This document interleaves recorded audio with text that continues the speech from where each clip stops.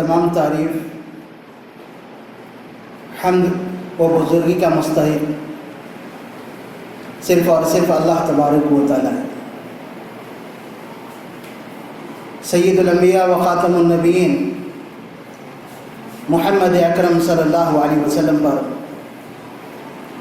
بے شمار درود و سلام نازل ہو۔ گزشتہ جمعہ معاویہ رضی اللہ عنہ سے متعلق کچھ باتیں بتائی گئی تھی اور ایک شبہے کا ازالہ کیا گیا تھا۔ مزید گفتگو کرنے سے پہلے صحابہ سے متعلق ہمارا عقیدہ کیا ہے اس کو واضح کر دینا چاہتا ہوں۔ ہم یہ عقیدہ رکھتے ہیں کہ تمام صحابہ ثقہ اور قابل اعتماد ہیں، اسی لیے اللہ تبارک و تعالیٰ نے قرآن مجید میں کئی مقامات پر ان کی تعریف فرمائی اور ان کے تعلق سے عام اعلان کیا رضی اللہ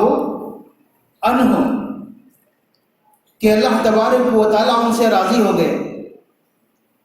اور جس کو اللہ کی رضامندی مل جائے یہ اس کی بہت بڑی خوش نصیبی ہوتی ہے۔ اور کتاب و سنت کے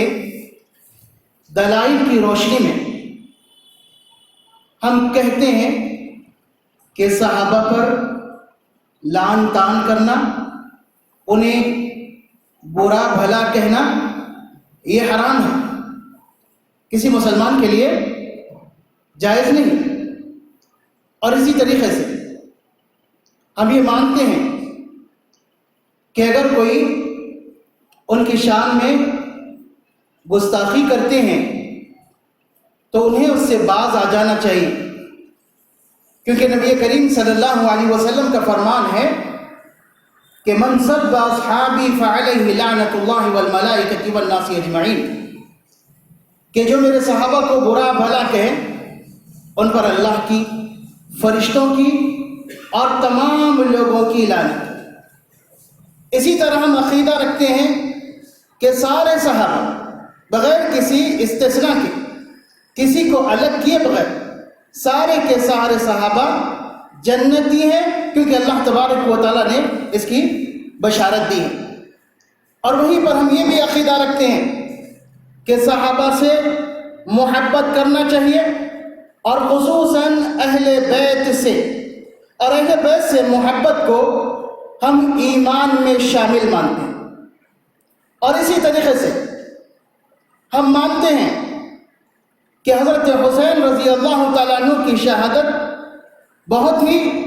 مظلومانہ شہادت تھی، جس طرح حضرت عثمان رضی اللہ تعالیٰ عنہ کی شہادت مظلومانہ ہوئی تھی۔ معاویہ رضی اللہ تعالیٰ عنہ پر جو اعتراضات کیے جاتے ہیں ان میں سے ایک بڑا اعتراض ایک حدیث کو بنیاد بنا کر، جسے امام بخاری رحمہ اللہ، امام مسلم، ترمذی اور دیگر کتابوں میں وہ حدیث ہمیں ملے، اور اس حدیث کو روایت کرنے والے ابو سعید خدری رضی اللہ عنہ، ابو ہریرہ، ام سلمہ اور معاویہ رضی اللہ عنہ، عمر ابن عاص اور خود عمار ابن یاسر۔ ایک بڑا اعتراض، عمار ابن یاسر کے قاتل کون؟ عمار ابن یاسر، ان کے تعلق سے ذہن میں رکھیں کہ یہ جلیل القدر صحابی، اولین اسلام قبول کرنے والے لوگوں میں، بلکہ ان کے بارے میں اور ان کے خاندان کے بارے میں سیرت کی کتابوں میں بہت ساری باتیں محفوظ ہیں کہ مکہ والے عمار ابن یاسر، ان کے والد یاسر اور والدہ سمیہ کو ایذا پہنچانے لگے، تکلیف دینے لگے، اتنی زیادہ تکلیف کہ نبی کریم صلی اللہ علیہ وسلم جب ان کی تکلیف کو دیکھتے تو آپ صلی اللہ علیہ وسلم فرماتے صبرا یا علی یاسر فإن موعدکم الجنہ، کہ یاسر کے خاندان والوں صبر کرو، تمہارا ٹھکانہ جنت ہے، اللہ تمہیں جنت کا وعدہ کرتا ہے۔ اور اسی تکلیف کو سہتے ہوئے ان کی والدہ سمیہ رضی اللہ عنہا اسلام کی سب سے پہلی شہیدہ خاتون کہلائیں۔ عمار ابن یاسر رضی اللہ تعالیٰ عنہ مکہ میں رہے، نبی کریم صلی اللہ علیہ وسلم ہجرت کر مدینہ منور آئے، عمار ابن یاسر بھی مدینہ منور آئے۔ بخاری کے حوالے سے ہم پوری حدیث آپ کے سامنے ذکر کرتے ہیں، جو اکرمہ عبداللہ ابن عباس رضی اللہ تعالیٰ عنہ کے شاگرد سے روایت ہے۔ وہ کہتے ہیں کہ مجھ سے عبداللہ ابن عباس نے کہا، اور اپنے بیٹے علی سے بھی، علی عبداللہ ابن عباس کے بیٹے، مجھ سے اور علی سے عبداللہ ابن عباس نے کہا کہ تم ابو سعید خدری کے پاس جاؤ اور ان سے حدیث سنو۔ ابو سعید خدری کے پاس جاؤ اور ان سے حدیث سنو۔ تو کہتے ہیں کہ ہم دونوں گئے، ابو سعید خدری رضی اللہ عنہ سے ہماری ملاقات ان کے باغیچے میں ہوئی، وہ ہمیں حدیث سنانے لگے، اور حدیث سناتے سناتے مسجد نبوی کی تعمیر کا ذکر چھڑ گیا۔ مسجد نبوی، نبی اکرم صلی اللہ علیہ وسلم مدینہ منورہ پہنچنے کے بعد مسجد نبوی کی تعمیر کا آغاز کیے ہیں۔ تعمیر کے وقت ابو سعید خدری رضی اللہ تعالیٰ عنہ کہتے ہیں کہ ہم میں سے ہر صحابی ایک ایک اینٹ اٹھا کر لا رہا تھا۔ اینٹ سے مراد یہ آج کل والی اینٹ نہ سمجھے جو کافی بھاری رہی ہوگی، اس لیے وہ کہتے ہیں کہ ہم میں سے ہر صحابی ایک ایک اینٹ اٹھا کر لا رہا تھا، لیکن عمار ابن یاسر رضی اللہ تعالیٰ عنہ دو دو اینٹ اٹھا کر لا رہے تھے۔ صحابہ تمام کے تمام ایک ایک اینٹ، اور عمار ابن یاسر رضی اللہ عنہ اجر و ثواب کے اتنے خواہش مند کہ دو دو اینٹ اٹھا کر لا رہے ہیں۔ اللہ کے رسول صلی اللہ علیہ وسلم نے عمار ابن یاسر کو دیکھا تو ان کے کپڑوں سے مٹی صاف کی، اور اس کے بعد اللہ کے رسول نے پیش گوئی کی، وَيْحَ عَمَّارْ تَقْتُلُهُ الْفِئَةُ الْبَاغِيَةُ، عمار افسوس، تمہیں ایک باغی جماعت قتل کرے، ایک باغی گروہ، باغی جماعت تمہیں قتل کرے گی۔ عمار تم انہیں جنت کی طرف بلاؤ گے اور وہ تمہیں جہنم کی طرف بلائیں گے۔ عمار ابن یاسر رضی اللہ تعالیٰ عنہ سمجھ گئے کہ آزمائش کا مسئلہ ہوگا کوئی، اس کے بعد کہتے ہیں اعوذ باللہ من الفتن، فتنہ اور آزمائش سے میں اللہ کی پناہ میں آتا ہوں۔ تو نبی کریم صلی اللہ علیہ وسلم کی پیش گوئی کہ تقتلہ الفئۃ الباغیہ، کہ عمار ابن یاسر کو ایک باغی گروہ قتل کرے گا۔ یہ باغی گروہ، اس کا کیا مطلب؟ علی رضی اللہ تعالیٰ عنہ اور معاویہ رضی اللہ عنہ کے درمیان لڑائیاں پیش ہیں، حضرت عثمان رضی اللہ تعالیٰ عنہ کے قصاص کو لے کر۔ حضرت معاویہ رضی اللہ تعالیٰ عنہ علی رضی اللہ تعالیٰ عنہ سے بیعت کے لیے شرط رکھیں کہ پہلے حضرت عثمان رضی اللہ تعالیٰ عنہ کا قصاص لیا جائے، اس کے بعد ہم بیعت کریں۔ حضرت علی رضی اللہ تعالیٰ عنہ نے جواب دیا، حالات مناسب نہیں ہے، جب مناسب حالات آئیں گے تو قصاص لیا جائے گا۔ لیکن وہ لوگ اس بات پر اٹل رہے کہ حضرت عثمان رضی اللہ تعالیٰ عنہ کا قصاص لیا جائے۔ ایک لڑائی ہوئی جنگ جمل کے نام سے، پھر دوسری لڑائی ہوئی جنگ صفین کے نام سے۔ جنگ صفین میں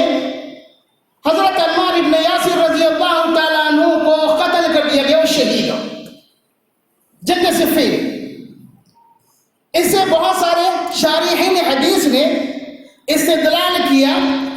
کہ علی رضی اللہ عنہ کی خلافت بالکل برحق ہے، کیونکہ اللہ کے رسول صلی اللہ علیہ وسلم نے فرمایا کہ عمار ابن یاسر کو ایک باغی جماعت قتل کرے گی، یعنی علی کے مخالف جماعت، اور معاویہ علی کے مخالفت میں تھے، اس لیے علی کی خلافت علی زیادہ حق پر تھی۔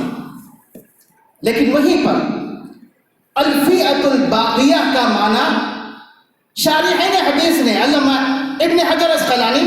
اور علامہ ابن تیمیہ رحمۃ اللہ علیہ نے بتایا، باغی گروہ سے مراد،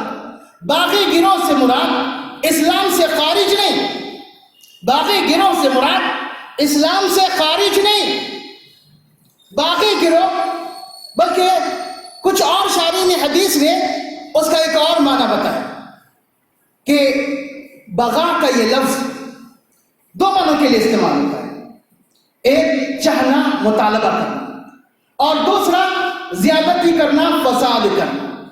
تو بعض شارحین حدیث نے یہاں پر کہا کہ فئۃ الباغیہ، اللہ کے رسول نے کہا کہ مطالبہ کرنے والی جماعت، یعنی خون عثمان کا بدلہ لینے کا مطالبہ کرنے والی جماعت۔ اور پھر اس کے بعد اگر ہم اس کو بھی چھوڑ دیتے ہیں تو قرآن مجید سورہ حجرات آیت نمبر 9 کے پاس آتے ہیں،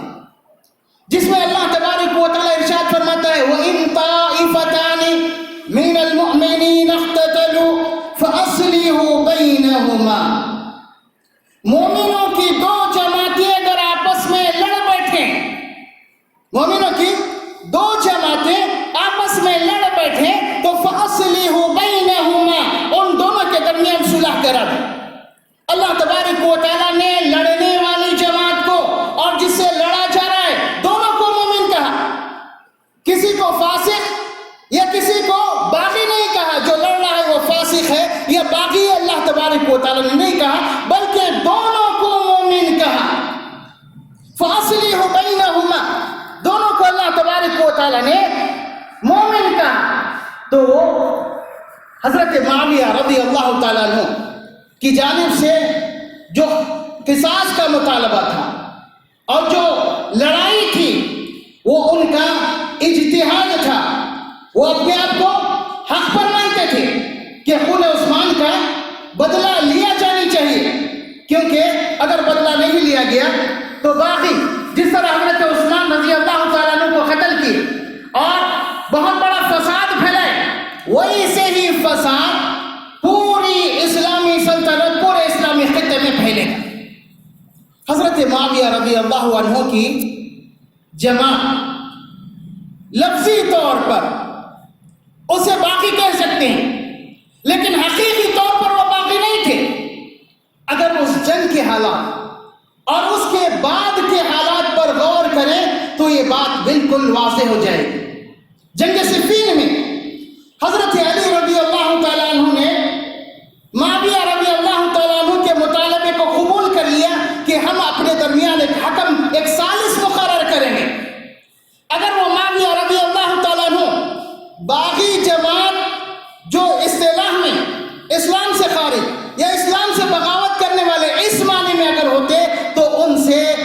اس مطالبے کو ہرگز قبول نہیں کرتے، دونوں کے درمیان صلح۔ پھر اس کے بعد حضرت علی رضی اللہ تعالیٰ عنہ کی شہادت ہوئی اور حضرت حسن رضی اللہ تعالیٰ عنہ خلیفہ بنائے گئے۔ حضرت حسن رضی اللہ تعالیٰ عنہ کی مدت تقریباً 5-6 مہینے۔ اس کے بعد بخاری کے حوالے سے ہمیں حدیث ملتی ہے کہ حضرت حسن رضی اللہ تعالیٰ عنہ معاویہ سے مقابلہ کرنے کے لیے بہت بڑا لشکر لے کر نکلے، بہت بڑا لشکر، جس سے یہ ظاہر ہوتا ہے کہ وہ کمزور نہیں تھے، بہت بڑا لشکر لے کر نکلے۔ بلکہ عمر بن عاص رضی اللہ تعالیٰ عنہ نے اس لشکر کے بارے میں کہا کہ گویا ایک پہاڑ، بڑے پہاڑ کے مانند، اور اگر یہ کسی سے ٹکرائے تو اس کو ختم کر کر رکھ دیں۔ حضرت معاویہ رضی اللہ تعالیٰ عنہ کے سامنے یہ بات رکھی کہ ایسا معاملہ پیش آنے والا ہے۔ تو معاویہ رضی اللہ تعالیٰ عنہ، حدیث کے الفاظ کہ جہاں معاویہ رضی اللہ تعالیٰ عنہ کے تعلق سے غلط فہمیاں پھیلائی جاتی ہے، وہیں پر اس حدیث کو بھی دیکھیں جسے امام بخاری نے روایت کیا، 2704 حدیث نمبر۔ اس حدیث کے الفاظ معاویہ رضی اللہ تعالیٰ عنہ حضرت عمر بن عاص سے کہتے ہیں کہ عمر، یہ گروہ، یہ فوج اس فوج سے ٹکرائے، یہ اس کو قتل کرے یا اس کو قتل کرے، ان میں قتل ہونے والوں کی ذمہ داری اللہ کے پاس کون لے گا؟ ان کے عورتوں کا کون ذمہ دار ہوگا؟ اتنی عورتیں بیوہ ہوگی، ان کا ذمہ دار کون ہوگا؟ ان کے مال، ان کے بچے، ان کا کیا ہوگا؟ اس لیے ایک کام کرو، حضرت حسن رضی اللہ تعالیٰ تعالیٰ عنہ سے صلح کی بات کرو۔ حضرت حسن رضی اللہ تعالیٰ عنہ کو دو آدمیوں کے ذریعے پیغام بھیجا گیا۔ حضرت حسن رضی اللہ تعالیٰ عنہ نے تفصیل سنی اور اس کے بعد حدیث کا آخری حصہ، حضرت حسن رضی اللہ تعالیٰ عنہ کہتے ہیں میں نے ابو بکرہ صحابی رضی اللہ تعالیٰ عنہ کو کہتے ہوئے سنا، اور ابو بکرہ رضی اللہ تعالیٰ عنہ حضرت حسن کے بچپن کا ایک واقعہ بیان کر رہے ہیں۔ ابو بکرہ رضی اللہ تعالیٰ عنہ کہتے ہیں حضرت حسن کے زبانی کہ میں نے نبی کریم صلی اللہ علیہ وسلم کو دیکھا کہ حسن کو اپنے پہلو پر بٹھائے ہوئے ہیں، اور آپ جو ہے لوگوں سے کبھی لوگوں کی طرف متوجہ ہو رہے ہیں اور کبھی حسن کی جانب متوجہ ہو رہے ہیں۔ اس کے بعد آپ نے پیش گوئی فرمائی ان ابنی ھذا سید، کہ یہ میرا بیٹا سردار ثابت ہوگا، لعل اللہ یصلح بین فئتین عظیمتین من المسلمین، اللہ تبارک و تعالی یقیناً اس کے ذریعے دو بڑی مسلمان جماعتوں میں صلح کرائے گا، دو بڑی مسلمان جماعتوں میں صلح کرائے گا۔ حضرت حسن رضی اللہ تعالیٰ عنہ نے کہا کہ میں معاویہ سے شرائط پر صلح کرنے کے لیے تیار ہوں، معاویہ سے صلح کیا اور اپنی حکومت معاویہ کو سونپ۔ اگر معاویہ کا گروہ باغی تھا تو حضرت حسن رضی اللہ تعالیٰ عنہ نے حکومت کیوں سونپی، جبکہ ان کے پاس پوری طاقت تھی اور پوری طرح کی تیاری تھی؟ اس کے باوجود بھی اللہ کے رسول صلی اللہ علیہ وسلم کی پیش گوئی کو ذہن میں رکھتے ہوئے اللہ کے رسول نے میرے بارے میں صلح کی بات کی کہ میں تو بڑی جماعتوں میں، مسلمانوں کی تو بڑی جماعتوں میں صلح کراؤں گا، اس لیے معاویہ کی پیشکش قبول کی اور شرائط کے ساتھ صلح کر لیا۔ اس کے بعد بخاری کی جو حدیث ہم نے عمار ابن یاسر کی پیش کی، اس میں ایک آخر میں ایک اور جملہ ہے کہ عمار ابن یاسر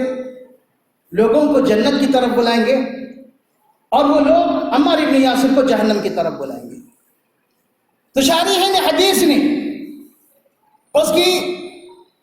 شرح کرتے ہوئے بتایا کہ جنت کی طرف بلانے کا مطلب یہ کہ جنت میں جانے والے عمل کی دعوت دیں گے۔ عمار ابن یاسر پورے صحابہ جنت کی طرف بلانے والے، کوئی صحابی جہنم کی طرف بلانے والا نہیں،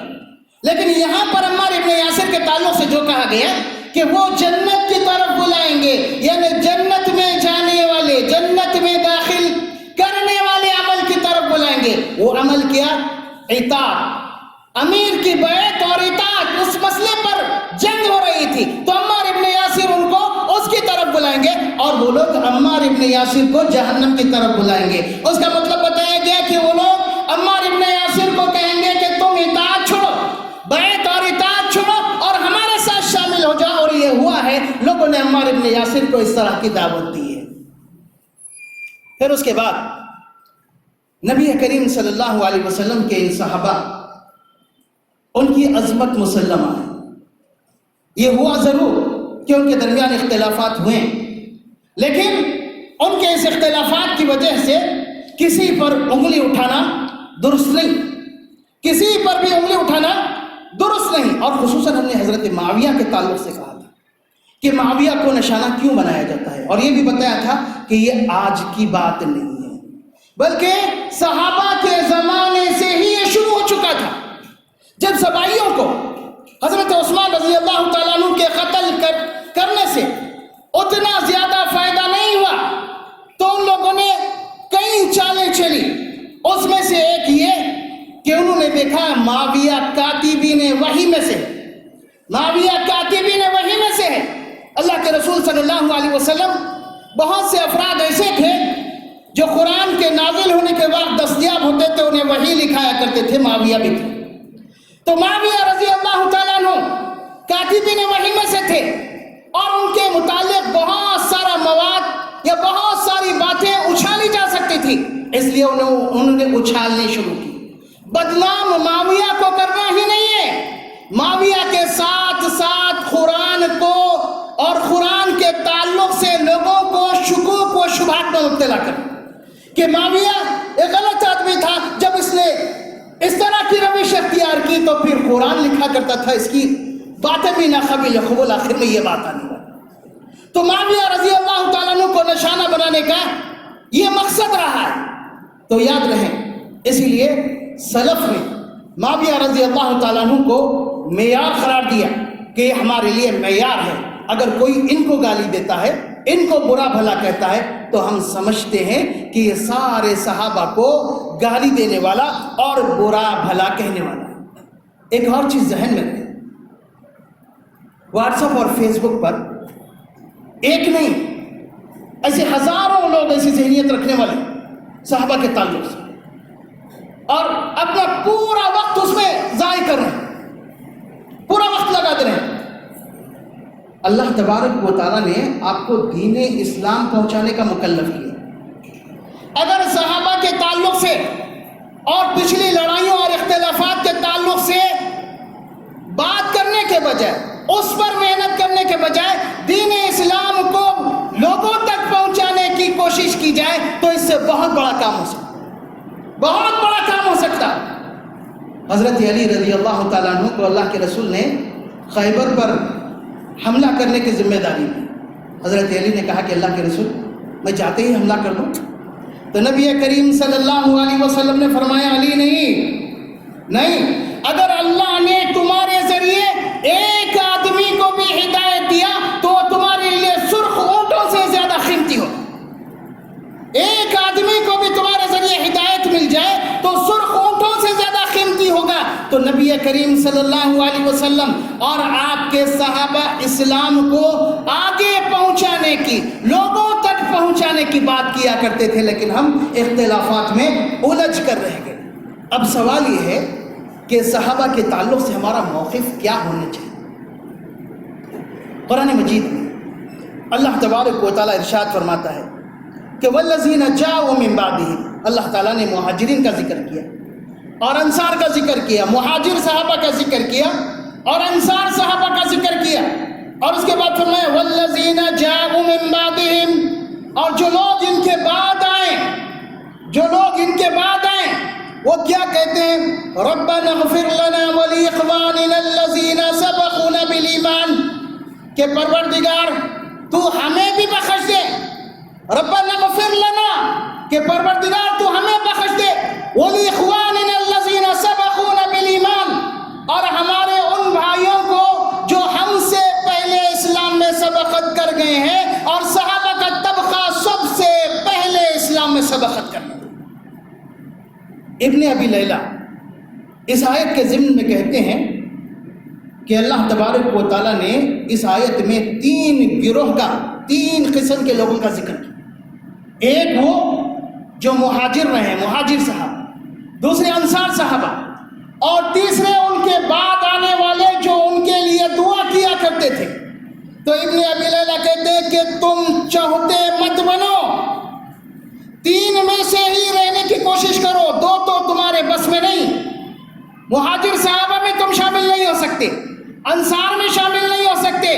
تو کم سے کم تیسرے گروہ والے بن جاؤ جو ان کے لیے دعا کرے ربنا اغفر لنا ولاخواننا الذین سبقونا بالایمان، کہ پروردگار تو ہمیں بھی معاف فرما اور ہم سے پہلے جو ایمان میں سبقت کر گئے ہیں ان کو بھی معاف فرما۔ اور پھر اس کے بعد مزید بہت ساری باتیں ہیں، اور ایک بار پھر ہم واضح کر دیں کہ جتنے اعتراضات ہیں، اور اعتراضات کے بارے میں یہ بھی کہیں کہ یہ احادیث کو بنیاد بنا کر، بخاری کی حدیث ہے، مسلم کی حدیث ہے، بخاری مسلم کل مارکیٹ میں نہیں ہے میرے دوست، بخاری مسلم جب سے شائع ہوئی ہے تب سے علماء اس کا جواب دیتے آ رہے ہیں، اور بڑے اچھے انداز میں اور کئی طریقے سے ہر اعتراض کا جواب دیا ہے، کوئی نئی بات نہیں۔ اس لیے سوشل میڈیا کے عام ہونے کی وجہ سے شیعت کا فتنہ،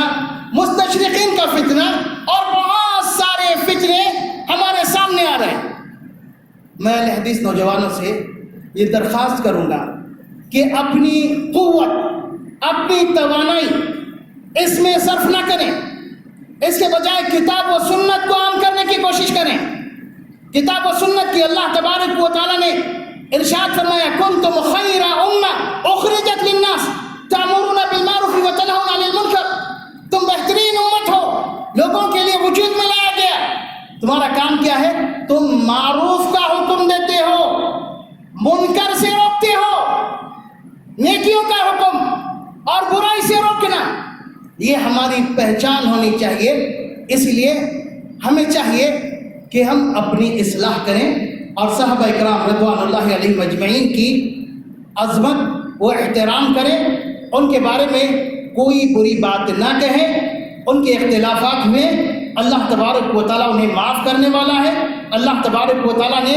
ان سے اپنی رضامندی کا اظہار کیا ہے، اس لیے ہمیں ان باتوں میں نہیں پڑنی چاہیے۔ مزید کچھ بھیانک اعتراضات ہے، ہو سکتا ہے انشاءاللہ آئندہ خطبات میں ہم اس کا ذکر کریں گے، لیکن ذہن میں رہے اللہ تبارک و تعالیٰ نے صحابہ کے بارے میں کہا رضی اللہ عنہم ورضوا عنہ، کہ اللہ تبارک و تعالیٰ ان سے راضی ہو گیا، وہ اللہ تبارک و تعالیٰ سے راضی ہو گیا ہے۔ اللہ